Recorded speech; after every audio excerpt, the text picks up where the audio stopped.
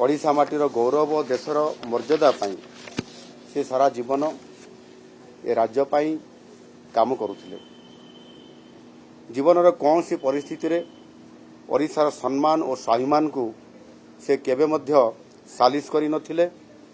आ सेहिथिपाई सारा ओडिशावासी तांकू बिजू बाबू बोली उपाधि मध्य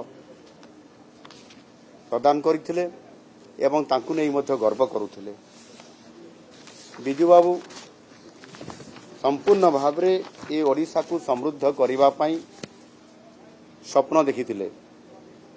वास्तव में यही जन महान जननायक जे कि ओडिशा पई स्वप्न देखिथिले, काम करिबा पई संकल्प नै काम करुथिले एवं तांकर सही स्वप्न एवं तांकर सही संकल्प को नहीं आज आम सरकार मध्य समृद्ध ओडिशा गठन करिबा पई काम आरंभ करिसंती।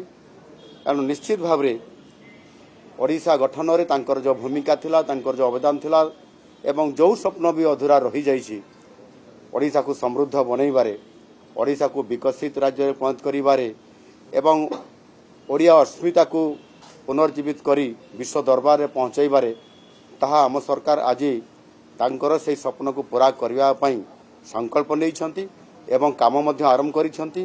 निश्चित भाव रे ओडिशा समृद्ध ओडिशा बनिबा सहित ओडियांकर स्वाभिमान विश्व दरबार में पहुंची पारिबो। धन्यवाद।